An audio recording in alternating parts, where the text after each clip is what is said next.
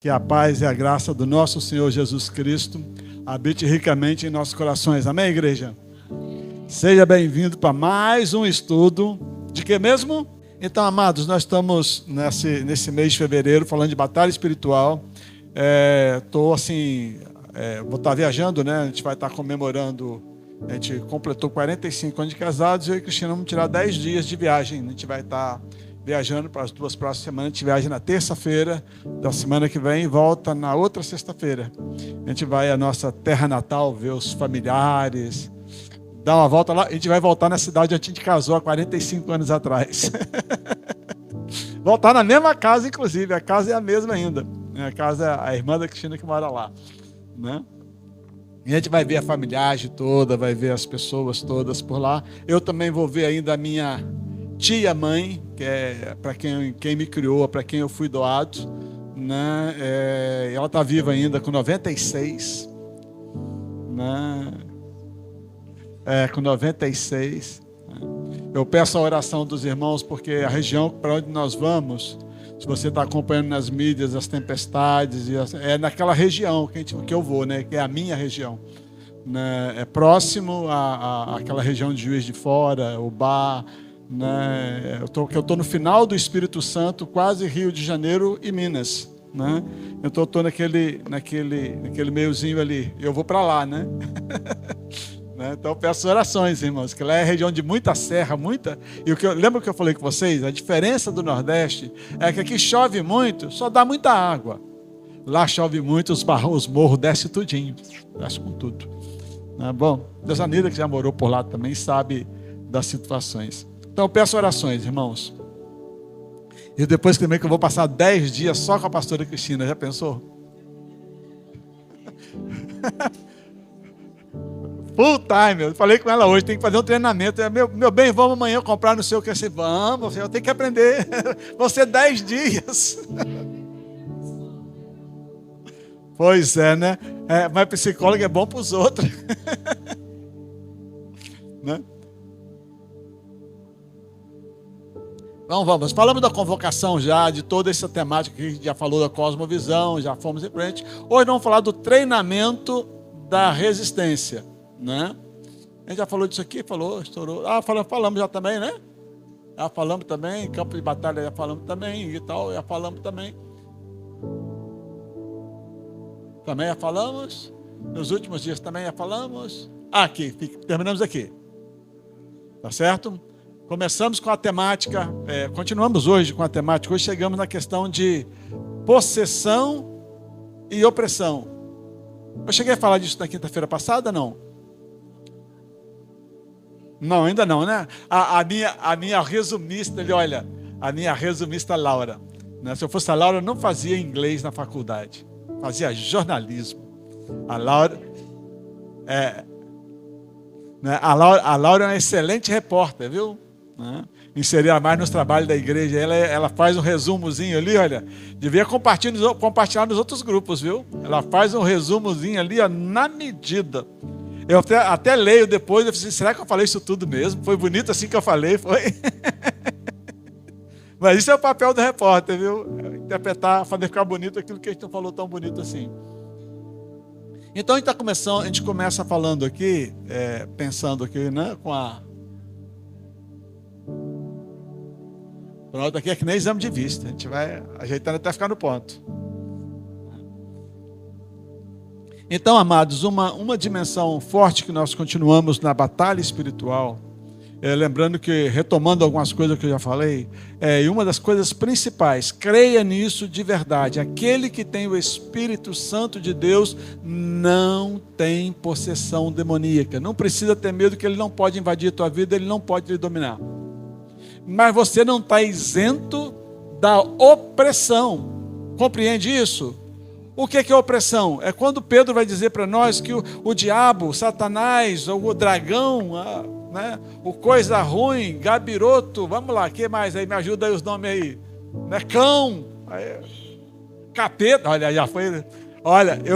Eu desde que vi um videozinho, Fátima, eu nunca mais chamei esse nome. O cara chamou, né, ele está sentado no banquinho, o coisa ruim vem e senta do lado dele, o cara olha para ele assim, e diz assim, o que você está fazendo aqui, lapeta? Aí coisa ruim, eu assim, lapeta? Sim, melhor lá do que cá. Né? Melhor lapeta do que capeta, né? É aprendendo as coisas, eu ri muito, é divertido a certos vídeos daquele, né? Então você tem 1 Pedro 5,8, ele diz: sede sóbrios e vigiai, porque o diabo, vosso adversário, anda em... Isso é opressão. Ele anda em derredor, então ele não pode tocar na tua vida, né? Lembrem lá, um dia que você tiver dúvida disso, leia o livro de Jó. Jó não precisa ler o livro de Jó todinho, não, só o primeiro e segundo capítulo, depois o 42, para poder ficar animado, né? Todinho, né? Mas esse é quem gosta de leitura, né? Mas o livro de Jó é essa coisa, no capítulo 1 e 2, Satanás vai todo dia. Lembra que a gente tem construído isso, que Satanás é criação de Deus e presta conta para Deus. Então o livro de Jó, Satanás roda o mundo e vai prestar conta para Deus. E aí, Satanás, o que você estava fazendo aí pelo mundo? Estava rodando por aí, estive lá na casa do Paulo, estive lá na casa do Vitor, estava andando por aí, né? E aí você viu aí o meu servo Jó, meu fiel servo Jó, também só botou uma cerca em volta dele, a gente não pode nem tocar. Olha a palavra que Satanás diz lá no capítulo 1 de Jó. Né? Você botou uma cerca em volta dele, então podia rodar em volta, e Deus permite a Satanás ir diminuindo essa cerca, até que no final do capítulo 2, Jó está doente, em cima do monturo, se coçando com caco de telha, em cima da cinza, se coçando com caco de telha para não ferir mais. E a mulher ainda vira para ele e diz assim: olha, Jó, maldiz Deus e morre. Né? Então, entenda bem. Mas Deus disse em todos os momentos a Jó, ao diabo, a Satanás: você não pode tocar na vida dele. Olha que coisa. Então pode tocar no entorno, pode tocar nas propriedades, pode tocar tudo. Aí você ficar animado, aí depois você lê o capítulo 42, onde que termina o livro, Deus dando em dobro tudo aquilo que o Satanás havia tirado. Se ele tinha 7.000 cabeças de gado, agora ele tem 14.000. Se ele tinha não sei quantas fazendas, agora tem o dobro. Tudo que Satanás havia tirado, Deus termina o livro de Jó dando em dobro. Então creia nisso. Também eu falei que, né, Tiago vai dizer para nós aqui, Tiago capítulo 1, verso 1 e 2, né, 2 e 3. Tenho por motivo de quê? Olha, não é isso que eu recebo as pessoas ali no consultório do pastoral para falando comigo, não. Ai, pastor, eu estou no deserto, está doendo, eu estou sofrendo, ninguém me respeita, ninguém faz isso, não faz aquilo, né? Olha, tende por motivo de grande alegria, outra tradução diz de toda alegria, né? De toda alegria o fato de passarem por várias provações, sabendo que a provação da fé de vocês produz perseverança. Então assim, olha, eu sei que não é fácil. Pense que esse versículo de Tiago, eu briguei muito com ele, briguei muito com esse versículo. Como é que eu posso, na minha maior dificuldade, na minha maior dor, doendo, e acabou que ainda apertando na minha ferida, eu continuar louvando a Deus? Eu continuar louvando a Deus? Então não é uma coisa muito facinho, não, mas é o desafio da palavra. Então, opressão, o diabo está em volta, a gente precisa estar alegre enquanto está passando pela opressão, e Paulo vai falar ainda de uma opressão, né, mais forte. Paulo vai dizer em 2 Coríntios 12, de 7 a 10, Paulo está discutindo com o pessoal de Corinto sobre a questão do orgulho, né? E ele vai dizer assim: olha, se vocês foram tal, eu conheço um homem, está antes desse texto aqui, né? Eu conheço um homem que, se no corpo ou fora do corpo, foi ao terceiro céu e viu coisas inefáveis de serem ditas. Ou seja, Paulo está dizendo que eu vi coisas que eu não tenho palavras para exprimir. E não precisa muita coisa, não. Imagina você que, se Paulo tivesse visto a Laura mexendo no celular, como é que Paulo ia interpretar isso? Paulo, a Laura com a maquininha na frente, assim, mexendo. Ou qualquer um de nós, né? O celular está com todo mundo. Ou vendo todo mundo, vendo 5, 6 pessoas, todo mundo de olho na maquininha. Como é que um Paulo ia interpretar uma coisa dessa? Não é fácil, né? Não faz sentido nenhum, né? Faz sentido nenhum. Né? Então Paulo diz, não vi coisa inefável. Então, para que eu não me ensoberbecesse, Deus me deu um espinho na carne. Pense que esse negócio aí deu confusão, viu?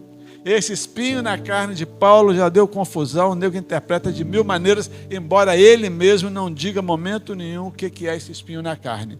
Mas ele diz que 3 vezes, 3 vezes, olha, foi-me posto um espinho na carne. Quem é esse espinho? O que esse espinho é? Leia para mim, por favor, gente. Mensageiro de Satanás para me esbofetear a fim de que eu não me exalte. Né? Então esse espinho na carne, pense que já deu livro, já deu conversa, já deu discussão, mas na verdade Paulo não determina, ele não fala, ele só fala que 3 vezes, quantas vezes ele orou? 3 vezes pediu ao Senhor que afastasse de mim. E ele disse o quê? Olha, nem sempre, e esse é um aprendizado profundo que a gente precisa aprender em batalha espiritual. Nem sempre o que eu quero é o que Deus faz. Mas sempre o que Deus quer é o que eu faço. Não confunda isso. Muitas vezes você vai pedir coisas para Deus e vai ouvir que resposta? Não, Deus é bonzinho, Ele não fala não. Ele só diz a minha graça. Né? Ele só diz o que é a minha graça. Te basta, pronto, né? A minha graça te basta, não precisa dizer não para essas coisas aí. Então nós temos aí que esses instrumentos de Satanás estão no nosso dia a dia, estão no nosso cotidiano, né? Quantas vezes você tem aí que você está passando situações, né? Uma pessoa chega, lhe agride, fala coisas ruins, né? E de repente você fica irado, espinho, dá vontade de meter a mão, espinho, né? Aliás, eu estou envergonhado, viu, gente? Estou me sentindo envergonhado como brasileiro, viu? Sei que vocês acompanharam aí hoje lá no Congresso o quebra-pau de deputado, dando tapa em deputado e se enrolando pelo chão. Te contar, Jesus, ali o diabo estava solto ali, viu? a Selma viu, porque está aí. Eu não vi, não, só vi a Cristina brigando lá com... Jesus, né? Está perto de Jesus voltar, né? Então, você passa por isso. Agora, quais são? Então, entenda bem. Essas são as armas do inimigo. Nós falamos até aqui das armas que o inimigo está usando. Compreendeu isso? Até então, em todos os estudos, a gente tem dito assim, quais as armas, a gente tem mostrado as armas que Satanás tem. Quem é ele? A gente falou, quem é Satanás? Ele é feio?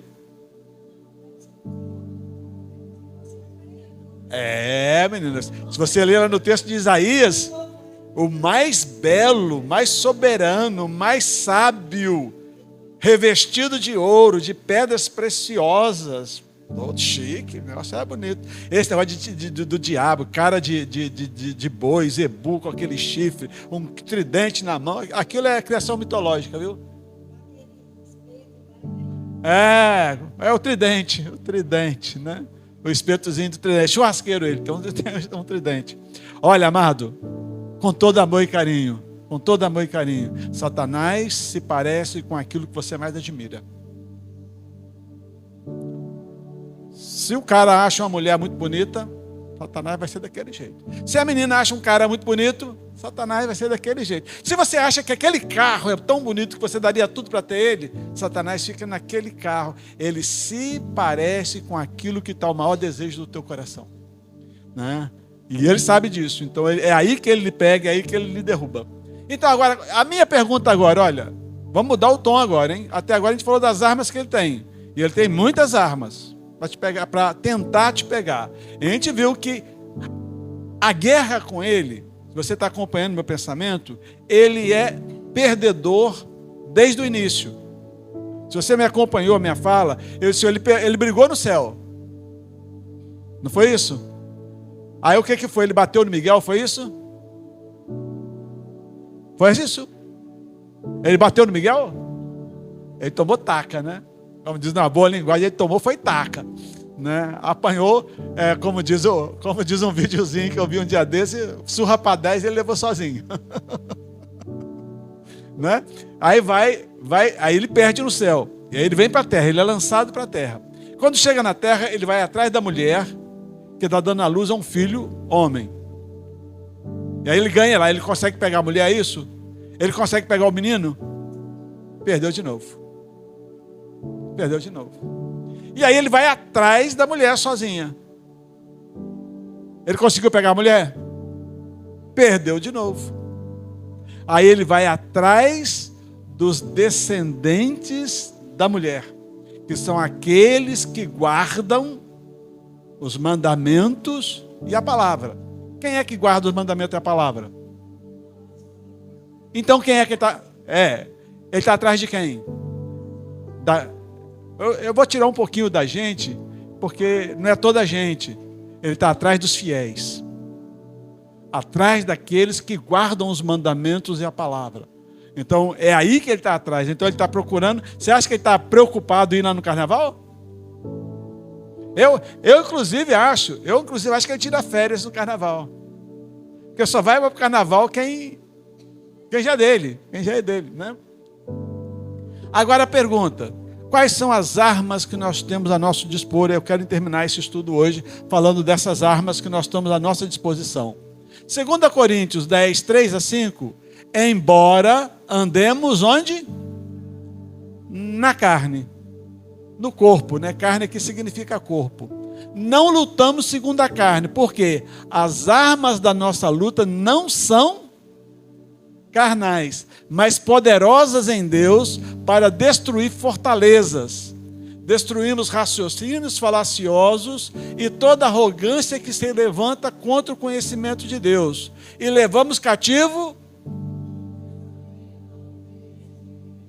Então a primeira arma que nós temos, o primeiro campo de batalha, vencedor, e a primeira arma que nós temos, está no campo do pensamento.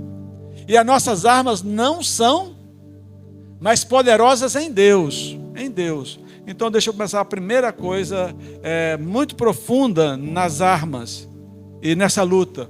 É que essa luta você não briga. Uma coisa que me admirou, desde que eu entrei na igreja, na fé, criança, né? Eu sou de geração na igreja, então eu sou filho da escola dominical, né? Sou filho dos cultos de evangelismo, dos cultos campais, né? Aquela de roça, então aquela coisa, eu venho desse mundo, eu sou de geração, antes de mim, outras gerações anteriores a mim já eram evangélicas, né? Então eu venho desse meio aí, e eu aprendi muito, assim, eu participei muito daquilo que eu estou falando aqui, que é o cristianismo guerreiro, que luta, que tal. Me diga uma coisa, você vai enfrentar Satanás, é isso? Você vai fazer essa luta? Depois de ler a Bíblia exaustivamente, não, né? Mas várias vezes. Se você chegar lá em Apocalipse 19, que é onde chega a grande batalha do Armagedon. Já ouviu falar na batalha do Armagedon? Já? Quem é que está ouvindo pela primeira vez? Então nós vamos estudar Apocalipse na próxima vez, viu? Olha aí, vamos mexer com Apocalipse, que é bom.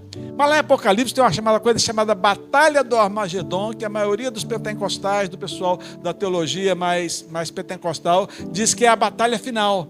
É o enfrentamento de todas as forças malignas tentando derrubar Deus, Jesus, etc., né? Contra Deus. Só que você chega lá de verdade, você chegar em casa hoje, né? Vai chegar lá e vai ler. Aí você vai ver que na hora da batalha, Deus criou o mundo como? Como é que foi? Gênesis primeiro, como é que Deus criou o mundo? O poder, mas como é que foi o poder dele? Ele falou e aconteceu, foi isso? Aí você vai descobrir lá em Apocalipse 19, na batalha do Armagedon, Deus vai ser, fique preso. Pronto, acabou. Não tem luta, não tem enfrentamento. A palavra de Deus, creia nisso, a palavra de Deus é poderosa para botar o capeta debaixo dos seus pés. É bem isso mesmo. Não tem confronto, não tem batalha. Então as nossas armas, está dizendo ali, nossas armas não são carnais, são poderosas em Deus para destruir as fortalezas. Poderosas aonde? Em Deus. Paulo vai dizer, lá no outro texto de 2 Coríntios 2, eu acho que 10, por aí, né, por aí 10, se não me engano, não sei a referência certa, mas Paulo assim, quando eu sou fraco, porque o poder se aperfeiçoa na... Poxa, mas eu vejo tanta gente aí que quando vai mexer com isso, né? Está dizendo que eu vou pisar na cabeça de Satanás, está amarrado, está preso, fala aqui no microfone, dá uma mensagem aqui para... Né? Manda uma mensagem aqui para o povo aqui, né? E vem, inclusive, já tive pessoas que chegam assim, não, qual o seu dom? Não, meu dom é libertação espiritual, eu expulso demônio, eu tenho poderes para expulsar demônio. Tudo errado, amado, tudo errado. Tudo errado. Poder de quem? De Deus, de Deus. E o nosso poder se aperfeiçoa, o nosso poder está onde? O poder está quando eu digo, Senhor, eu não posso, mas tu podes. Faz aí, Senhor, vai aí e faz por mim. Vai aí e executa. É aí que está a nossa principal arma. Em Filipenses, capítulo 4, verso 8, se a tua Bíblia não está marcada esse versículo, marque, guarde, dobre a página, bote papelzinho para guardar. Finalmente, irmãos, tudo que é verdadeiro, tudo que é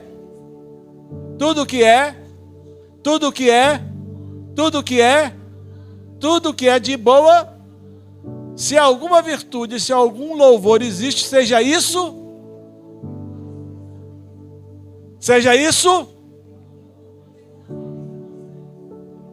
seja honesto comigo. Hoje, o dia inteiro, o teu pensamento foi desse jeito? Onde é que está o nosso maior campo de batalha espiritual? Vai botar no dedo assim, ó. A gente bota aqui no cérebro, né? Mas de verdade a mente é a coisa que a psicologia vai pirar, né? Onde é que está a mente? Onde é que está a mente, gente? É mito, não está aí. Está aí é o cérebro. Está aí é o cérebro. E o cérebro e a mente são coisas separadas e diferentes, né? Quem cuida do cérebro é o psiquiatra. Quem cuida da mente é o psicólogo. E a mente, nada prova que a mente está aqui. Né? A mente está no corpo como um todo. Né? A mente permeia toda a nossa existência, todo o nosso corpo. Cada célula nossa, a mente está lá. Pode fazer o exame do DNA de uma célula que o teu DNA está lá. Se o teu DNA está lá, tua mente está lá. Meu amigo Lalá aí sabe bastante dessas coisas, né? Quem mexe com cura sabe bastante dessa coisa, que a mente não está só no cérebro. A mente é você inteiro é a mente. Porque a mente está similar ao espírito. Então, seja isso que ocupe o pensamento de vocês. Então, a primeira coisa que tem, a arma que você tem, ela é... Qual é a primeira arma que você tem? Eu falei aqui agora, qual é a primeira arma? Não, o pensamento é o campo. A fé também não. Qual é a primeira arma que você tem? Hein? A palavra também não. Qual é a primeira arma? O quê? Não, também não. A primeira arma é a fraqueza. Porque a primeira arma que você enfrenta Satanás é a fraqueza. Não tente dizer com ele assim, vem que eu vou te dar porrada. Não entre aí, não entre aí. Não entre aí. Tem um versículo bíblico que diz assim, ó, resistiu o diabo e ele... Eu completo esse versículo. Eu achei que o cara que escreveu faltou uma vírgula e um pedacinho de frase para minha amiga Laura ali, olha, colocar o resto da frase, né? Minha repórter ali, né? Mas olha... Resistiu o diabo, ele fugirá de vós. Mas se você estiver na fraqueza, fuja, corra, porque é melhor um covarde vivo do que um herói morto. É.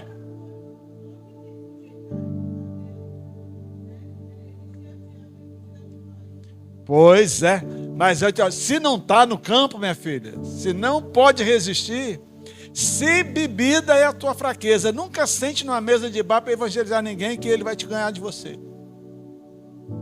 Se o sexo oposto é a tua fraqueza, nunca permitem ficar numa situação vulnerável, sozinho, fora disso ou daquilo, porque é o teu ponto, vai perder.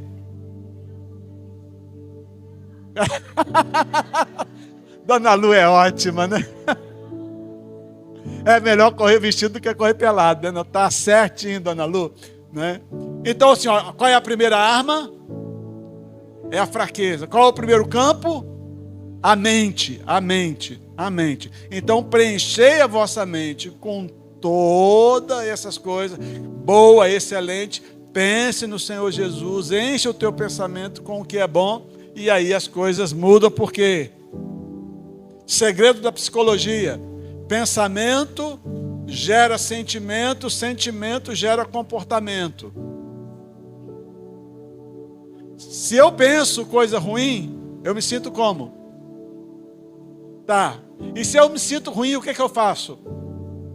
Coisa ruim. Agora, se eu penso coisas boas, que nem está dizendo Paulo, se eu encho a minha mente só com aquilo que Paulo está pedindo para mim em Filipenses 4:8, como é que eu vou me sentir?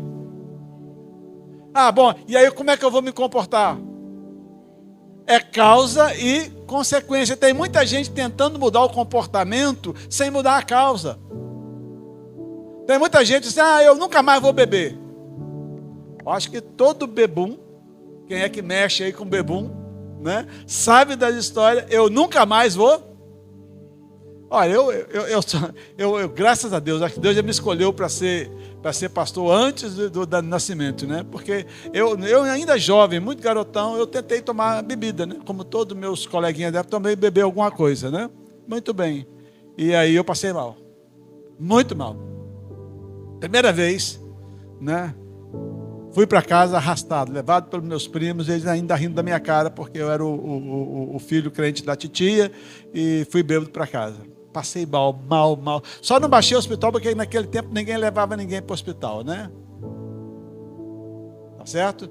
E aí ficou daquele jeito ali, a coisa toda assim, né? Segunda vez, passei mais mal ainda. Foi quando eu descobri que eu era intolerante a álcool. Eu não posso tomar nada de álcool que eu passo mal.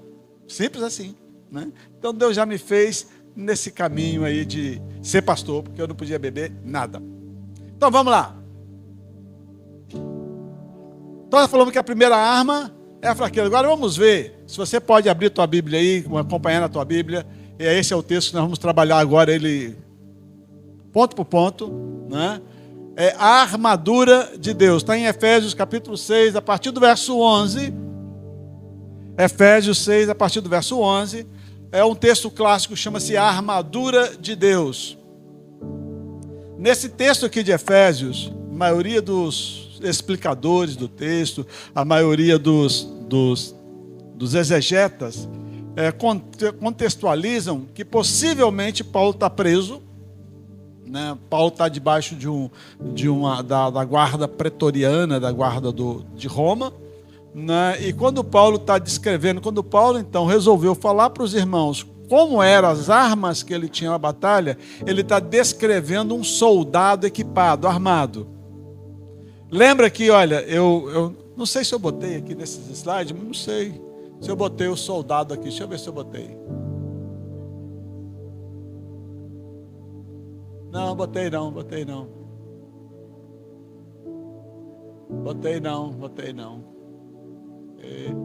Tá só lá no início, né?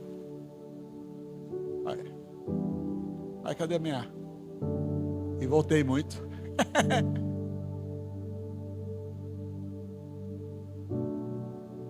Oxe, foi embora lá pro início. Vai. Eu tô voltando em vez de estar avançando. Apertando o botão errado, Heitor.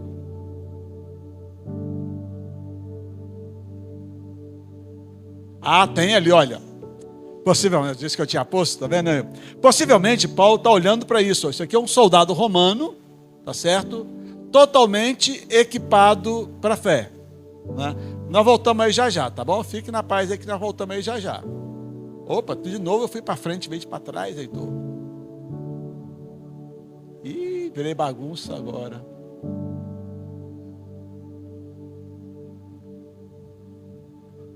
Nossa, mãe.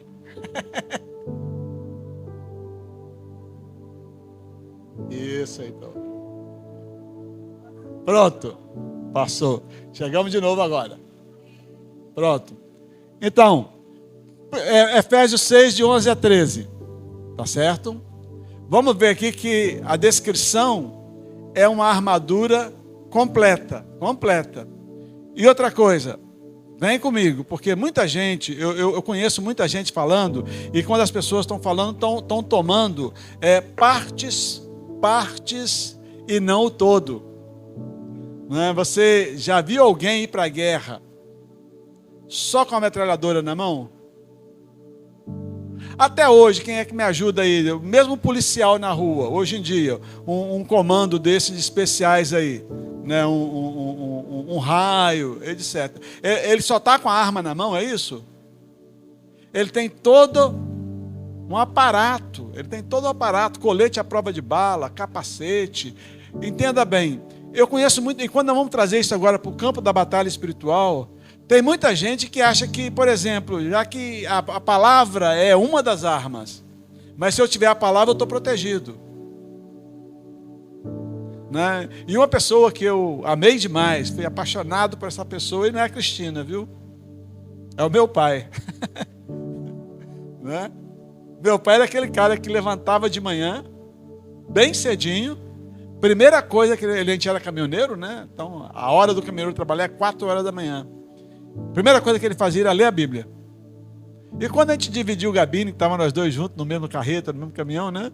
Ele lia a Bíblia e perguntava assim: pai, o que foi que você leu aí? Sei não.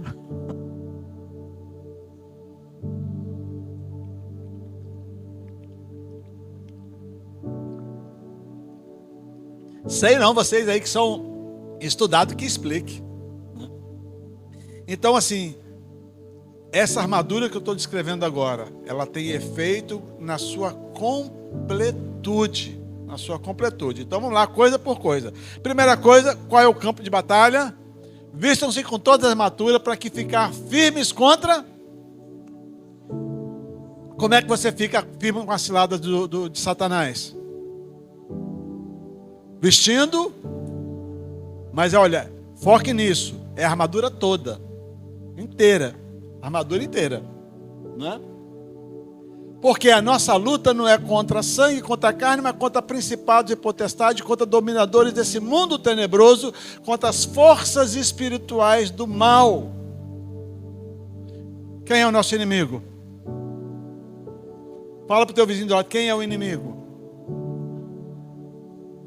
Tá certo?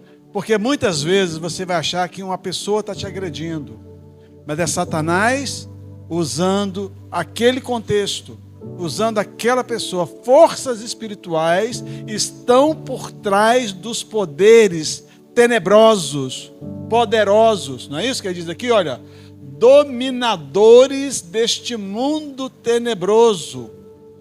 Por trás das forças, se você ler Apocalipse vai falar uma série de figuras, né? Por exemplo, você vai capítulo 12, 13 de Apocalipse, vai falar de 2 bestas. Uma besta que sai do mar e uma besta que sai da terra. E que as 2 bestas dominam o mundo. Mas vai mostrar que por trás da besta tem um dragão que manipula a besta da terra e a besta do mar. Então é lembrar sempre que forças malignas, não duvide disso, forças malignas estão por trás de muitas coisas para te enfrentar. Por isso, pegue o quê? Marca na tua Bíblia se você não marcou, ou toda. Peguem toda a armadura de Deus para que vocês possam resistir no dia mal e depois de terem vencido tudo, permanecer. Pense numa palavra que me toca. Depois de tudo, permanecer inabalável. Eu não sei você, mas depois que eu passo por um momento de opressão, as pernas estão bambas, eu estou cansado, eu quero dormir, não estou inabalável não. Quem passa por dificuldade, e eu vou dizer para você, olha, e você vai passar de novo. Não é porque você passou uma vez, não, isso aqui não tem limite, quer dizer, eu passei uma vez, eu estou livre, eu nunca mais vou sofrer opressão inimiga, é isso? Ah, meu filho, vem de novo. Basta você subir na intimidade com Deus. Se você me acompanhou até agora, você lembrou que o que Ele mais quer é quebrar a sua intimidade com Deus, porque Ele era íntimo de Deus. E ele perdeu essa intimidade, ele foi expulso do céu. Eu comecei a ler um livro hoje, né, no meu momento do almoço, meu descanso, que eu não tinha lido, apesar do livro ser muito velho mesmo. Né? O livro é de ano 1700 e um pouquinho. É do John Bunyan.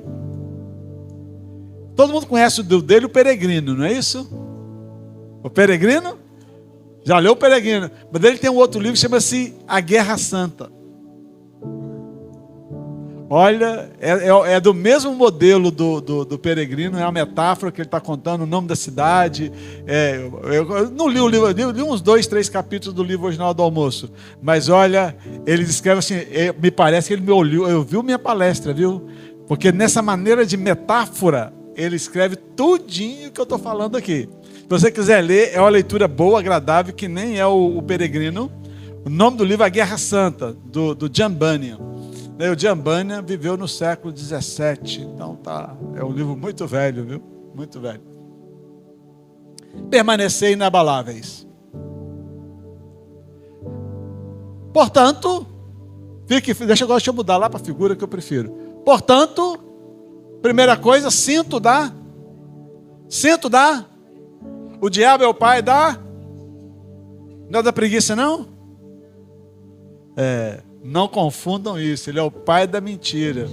Saia daqui e queira pecar. Ele vai entregar em delivery detalhadamente aquilo que você está pedindo para ele. Aliás, no livro do John Bunyan hoje, o que me deu um susto, né? É porque o diabo conta toda aquela guerra que eu falei com você do Miguel, a expulsão de Satanás do céu. Ele conta todo, ele não vai narrando tudinho, né? Mas quando ele domina a cidade do humano, né? A cidade das pessoas, aí ele promete para a pessoa: olha, aquele que está lá, ele deu para vocês um monte de regra, um monte de lei. Comigo não tem lei nenhuma. Comigo não tem regra nenhuma. Você pode fazer o que quiser. Olha como é que é. Né? Então, o primeiro o cinto.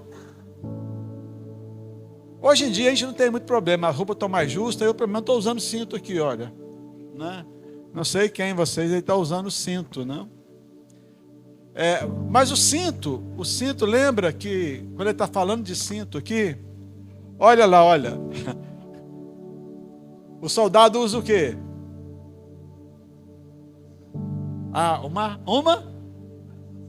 Parece não. Calça comprida foi inventada há 200 anos atrás.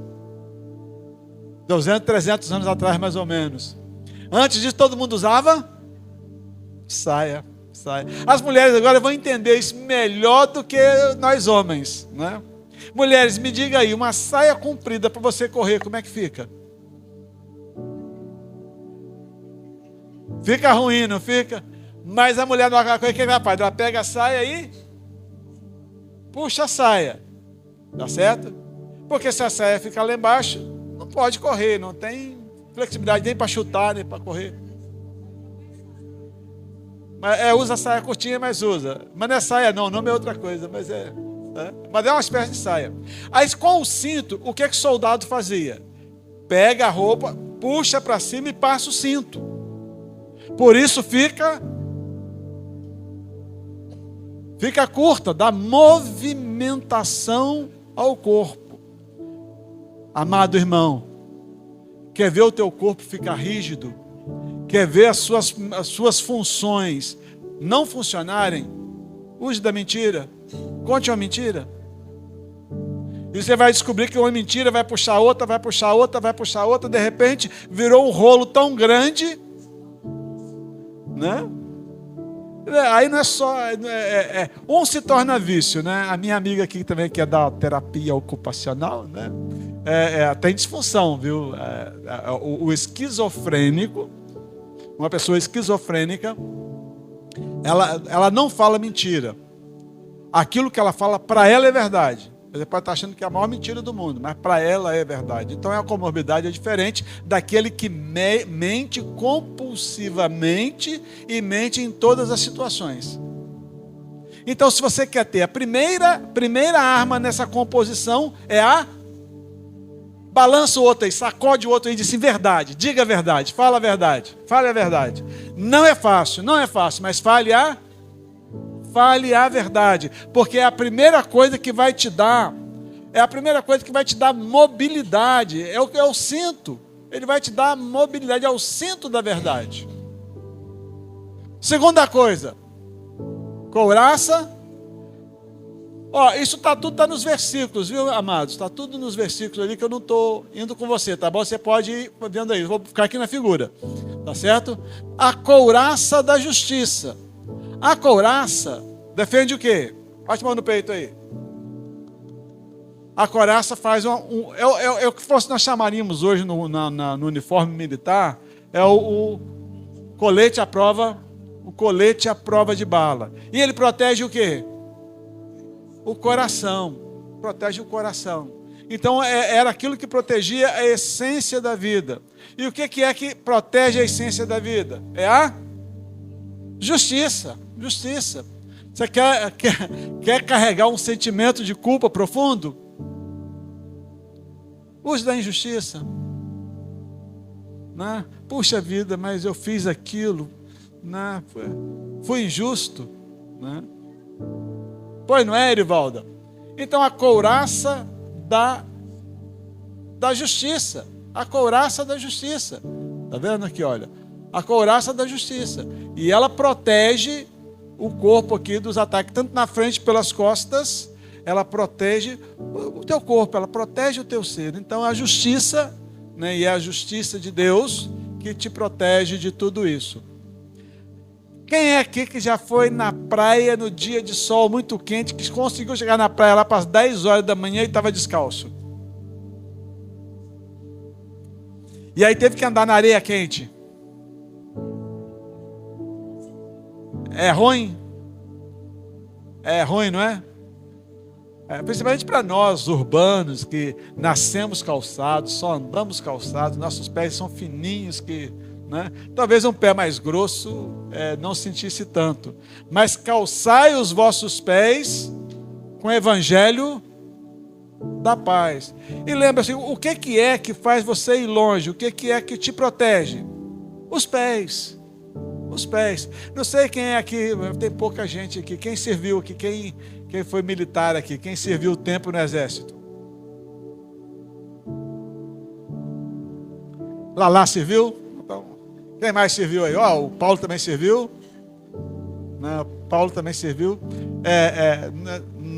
Uma das atividades da tropa, né? Bom que para mim a tropa só foi uma vez isso. Tem uma jornada de 40 quilômetros paramentado. É como se você fosse para a guerra. Você está desde o coturno até o capacete, fuzil. No meu tempo era FAP ainda, fuzil pesado, que fuzil, aqueles canhãozão de antigamente, com mochila, com cante, completamente, com baioneta enfiada no fuzil, tá certo, né? Pronto para combate. Que o exército que eu servi era tropa, era infantaria, né? Bom, rapaz, o que mata naquela jornada? Os pés. O coturno começa a apertar, o pé começa a doer, e você começa a pensar que isso não acaba mais. Jesus, isso não termina mais. E o cabo, né? Pense, se eu ficar na porção, não entra nem um cabo no céu. E o cabo mantendo, tem ritmo, não é andando assim, você pode não, é na picada, é nesse piquezinho assim, ó, tchá, 40 quilômetros, 20 para ir, 20 para voltar, né? Entenda bem. Os pés são essenciais. Mulheres vão entender de novo melhor do que eu. Aquela sandália linda, maravilhosa, aquela sandália que te empodera, fica toda bonita, mas ela aperta o dedinho do pé. Ela dói o dedinho, o tadinho do mindinho, coitado, que não serve para nada, mas nessa hora ele fica importante de um tanto. Né? Aí a menina está lá na festa, o rapazão bonito, dando a maior bola, né? Doido para chegar junto, e ela só pensando, quando é que eu tiro essa sandália, Jesus? O coração muda de lugar, começa a latejar lá no pé, né? Começa a ficar no dedinho, tu muda de lugar o coração. Amado, o evangelho da paz é o que lhe dá esse sustentáculo, que faz você ir por longos caminhos. É você calçar os pés com o evangelho da paz. Olha bem, evangelho da paz. Quando Paulo colocou isso aqui, que ele devia ter o evangelho da guerra. Né? Paulo, quando coloca claramente que é o evangelho da paz, que já tinha pessoas usando o evangelho para gerar guerra. Então Paulo diz assim, evangelho da paz. Bom, até aqui então a gente falou de armas, de armas ou de equipamentos, né? Vamos usar a palavra equipamentos melhor, de proteção, não é isso? A gente falou ali o cinto, a couraça, o calçado. Ainda tem um outro que é de proteção, né? E não de ataque, mas a gente chega lá depois. O escudo. Aqui, ó, o escudo da... Se você ler o texto lá, com os quais vocês poderão apagar os dardos inflamados do inimigo, do maligno. Amém? Então deixa eu perguntar a você, você tem sofrido, você tem recebido algum dardo? Tem sentido alguma cutucada? Tem sentido alguma opressão do inimigo? Pode ser que seu escudo da fé esteja muito pequenininho. E você está tendo que ter muita agilidade para defender todas as setas, porque o escudo está do tamanho de um pratinho. Quem é que já comprou o prato da Shopee aí? Quando começou a vir essas coisas da China, né, eu e o Cristina vimos um prato que tinha um suporte que era lindo. A gente imaginou o prato desse tamanho, lindo, né? Quando chegou num pratinho desse tamanhozinho assim. Né? Então, amados, olha, o escudo da fé, a fé, tá certo? E é o tamanho desse escudo que lhe protege dos dardos inflamados do inimigo. Agora, deixa eu dizer mais uma coisa que não está aí nos equipamentos do Paulo em Efésios, né? Mas tem várias figurinhas, eu tenho algumas guardadas no meu computador, que os dardos, o crente está com o seu escudo da fé defendendo os dardos que estão acertando. Mas antes do escudo, tem Jesus recebendo a maioria dos dardos, e somente alguns dardos chegam até os cristãos. Não sei se você já viu essa figurinha, esse memezinho rodando por aí, né? Mas Jesus está na frente, os dardos estão acertando em Jesus, só um ou outro que passa. Mas mesmo assim, o que passa, se o seu escudo da fé estiver pequenininho, poderá lhe ferir. O capacete da salvação, né?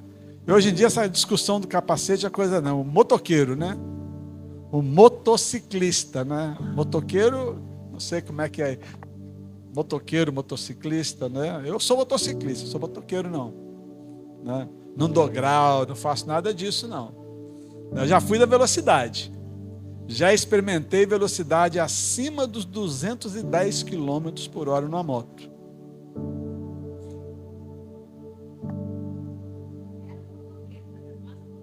Quase motoqueiro, né? Quase motoqueiro. Depois um dia eu conto essa história mais direitinho, o que eu descobri com isso aí, né? Mas olha, o capacete protege a cabeça. O papel do capacete é proteger a cabeça. Ele diz que o capacete é o da... É muito fácil dizer que sim, fulano perdeu a cabeça. Já ouviu falar isso? Né? Fulano perdeu a cabeça e fez isso, e fez aquilo outro. Perdeu a cabeça. Mas não perdeu a salvação, viu? Se tem Jesus no coração, perdeu a cabeça, mas não perdeu a salvação. Então o capacete é a salvação em Cristo Jesus. Eu acabei de falar para você, se você é salvo, se você tem o Espírito Santo de Deus em você, e você tem a salvação, o inimigo não pode tomar conta da tua vida. Ele pode ferir a tua volta, ele pode tirar as tuas posses, ele pode fazer uma série de coisas. Mas ele não pode tocar na tua vida, porque o capacete é da salvação. A espada, agora nós temos aqui a arma de... Agora é uma arma de ataque. A espada do Espírito. E o que é a espada do Espírito? A palavra. A palavra. A espada é a palavra. Tá certo, né? Quantos aqui já leram a Bíblia hoje? Sem ser aqui agora. Amém, glória a Deus. Eu todo dia divulgo de manhã cedinho um versículo bíblico com uma reflexão, né, com uma meditação e uma oraçãozinha escrita. Em maio eu completo um ano, todos os dias, sem faltar nem um dia. Toda madrugada sai um.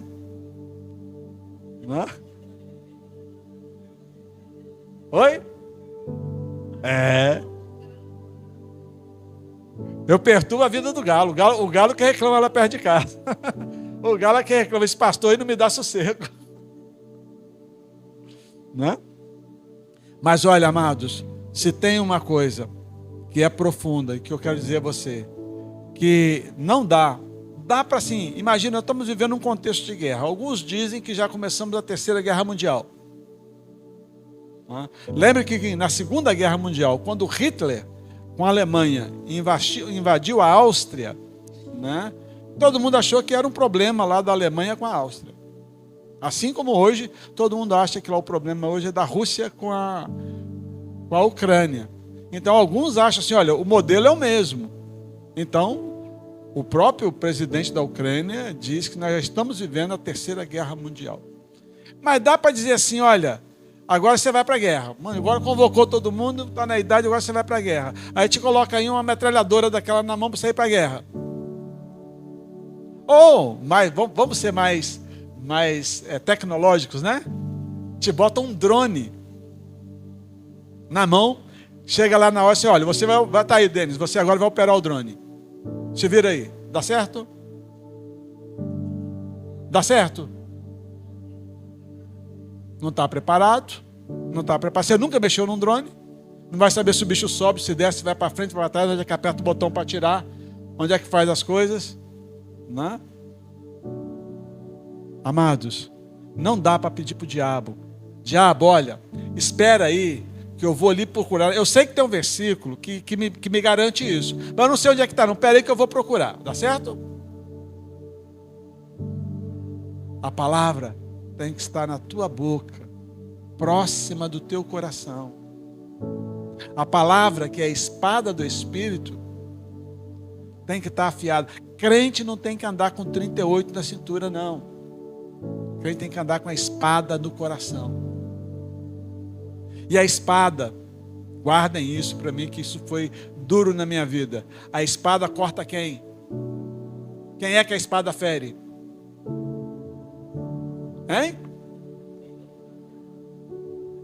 A quem é que a espada fere? Não é o inimigo. A espada fere a você mesmo primeiro. A espada corta na tua carne aquilo que não serve, aquilo que é pecado. Que se você não estiver preparado, o que vai fazer você forte é a preparação da santidade. Não é a arma para atacar o outro. Então, quando você lê a Bíblia, na verdade, a Bíblia está cortando é você. Essa espada do Espírito, por isso que ela tem que estar perto do coração, porque ela fere você, ela fere as coisas que não servem na tua vida, para que você fique pronto e preparado para a vinda de Jesus. E finalmente, a última, a oração. A oração. Né? Quando Paulo vai dizer assim, ó, orai também por mim, para que Deus abra as portas, etc. Amados, a última parte dessa armadura como um todo, é uma vida de oração. A Bíblia diz assim, orai sem... Como é que a gente ora sem cessar? Me ajuda aí. Como é que você ora sem cessar? Eu custei aprender esse negócio aí, viu?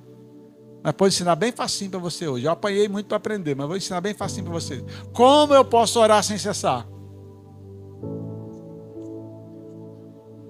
Ah, boa. A Jo aqui foi teóloga de boa qualidade, né? Amado, o salmista vai dizer assim, se eu subo ao alto do monte, lá o Senhor está, amém? Se eu desço ao fundo do abismo, então cada um de nós está o tempo todo na presença de Deus, embora a gente não esteja falando com Ele. Então orar o tempo todo é você ter consciência de em todo lugar e tudo que você está fazendo a toda hora, em todo instante, Deus está presente. A pergunta que eu sei para você claramente é se sua atitude está sendo coerente com a presença de Deus. Porque nós ganhamos uma espiritualidade dualista, vinda da filosofia grega, né, do neoplatonismo, onde que nós criamos um dualismo entre o sagrado e o profano, entre o sagrado e o cotidiano, como se na igreja eu sou santo e visto santamente e vivo santamente, mas eu saí da igreja e a vida é outra. Eu estou no meu trabalho, a vida é outra. Orar sem cessar é saber que em todo tempo Deus é bom e Deus é bom em todo tempo. Em todo tempo Deus está presente e em todo tempo você está na presença de Deus. Amém? Então, eu falei aí da armadura, tem que ser usada a armadura toda, inteira. Amém? E a armadura é de... Vamos voltar, deixa eu ver se eu volto aqui. Aprendi? Volta aqui. Vistam-se com toda a armadura de quem que é essa armadura? Então ela não é sua? Não sei aí quem é eu acho que eu e o Paulo e o nosso, né? A gente não comprou farda do exército, comprou? A gente chegou lá e disse, o cabo disse, olha, tá aqui, a gente está vendendo aqui, está em promoção hoje o uniforme, né? Você está aqui, a calça custa tanto, o jaquetão custa tanto. Foi assim? Quando a gente é regimentado para as forças de batalha, aquilo que é o nosso equipamento pertence a quem eu estou servindo. Amém? Por isso Paulo diz de toda a armadura de Deus. Você recebe a armadura inteira. Agora, se você deixar a armadura só um pedaço, funciona? Eu vou usar só a espada. E ainda usa a espada errado. Ainda usa a espada para ferir o outro, mas não para cortar em si mesmo. Porque o efeito da espada é para si mesmo. Porque o que te protege, eu me lembro, eu ainda assim, garotão, assim, né? Não sei, mais novo do que o Vitor, acho que o Denis, ou mais novo que o Denis.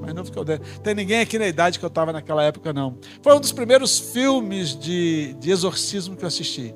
E na minha época era medroso, né? A gente tinha medo de filme que eu vou te contar, viu? O Exorcista. Eu fui morrendo de medo para assistir o Exorcista, né? Mas antes do Exorcista, já tinha assistido outros filmes antes. Mas nesse filme, o padre chega, tem uma moça, uma menina, uma adolescente que está em possessa, né? E ela consegue virar a cabeça para trás, que nem no Exorcista mesmo, ela vira a cabeça para trás, ela flutua, ela faz as coisas mexer, porta abrir, porta fechar, tem que ter outra coisa que mostra que Satanás é mais poderoso que Deus. Essa é a visão do filme. Satanás é mais forte e mais poderoso que Deus. Aí o padre chega para fazer o exorcismo. É um padre autorizado por Roma. E ele chega então já com medalhão, todo paramentado, com a Bíblia numa mão, crucifixo na outra e o vidrinho de água benta na mão, né? E aí ele abre a Bíblia, leva o crucifixo na mão assim para o capeta, né? Aí, o lapeta. Né? Aí o lapeta pega a cruz e quebra. Aí ele leva a Bíblia. O lapeta pega a Bíblia e rasga. Ele pega a água benta. O lapeta pega e bebe. E dá uma gargalhada. Aí ele falou uma frase que eu estou menino ainda, mas guardou na minha cabeça. Tá certo? Ele falou assim, olha, o que me expulsa é a fé que está no teu coração. E eu não estou vendo fé nenhuma aí. Ele dá uma coça no padre, né? O que enfrenta não são meios, é o que está no teu coração, é a fé que você carrega dentro. Então eu vou parar por aqui. Talvez a gente pense mais na frente, em outro mês, lá em abril, em outro mês a gente vê um mês para a gente retomar essa temática, uma vez que essa temática é muito importante. E a parte prática que a gente ia começar agora não vai dar mais tempo, né? Então eu também não queria fazer outra coisa. Eu só quero saber assim, como foi para você? Esses 4, quinta-feira. Foi bom? Deu para você entender que essa luta é do dia a dia, que a todo instante você está debaixo dessa batalha, que Satanás está à tua volta a todo tempo, lhe propiciando coisas para lhe derrubar? Então a gente tem que estar firme na fé. Amém, Erivaldo. É isso mesmo, ele derruba todo mundo que fica embaixo, né? Tá bom? Então eu vou dizer para você com propriedade, leve essa batalha a sério. Se eu tenho uma coisa que Satanás está gostando muito hoje, é que a gente relevou isso. A gente está achando, a gente está brincando, não, isso não é nada não, isso é mitológico, isso é de antigamente. Ele está mais vivo do que nunca. E ele sabe que o tempo dele, ele sabe que ele é derrotado, perdeu no céu, perdeu no deserto, perdeu para a mulher. E ele sabe que vai perder para a gente. Ele vai perder com a gente. Ele sabe disso. Então ele precisa mentir. Ele precisa mentir que é poderoso, ele precisa mentir que está mandando, ele precisa mentir que é dono desse mundo. Ele precisa mentir, porque ele é o pai da mentira. Mas olha, nós temos que ser fortes, ser firmes até a morte, e te darei a coroa da vida. Amém? Ser firme até a morte. Até a morte. E te darei a coroa da vida. Vamos ficar de pé e vamos encerrar com oração. Espero o resumo da minha secretária Laura.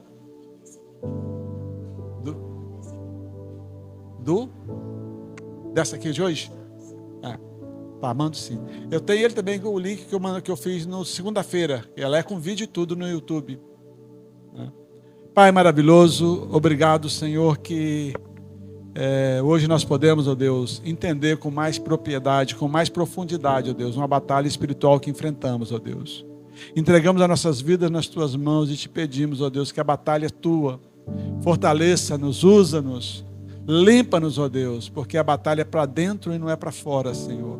Então, torna-nos, ó Deus, reluzentes diante da Tua presença para enfrentar os dias maus, ó Deus.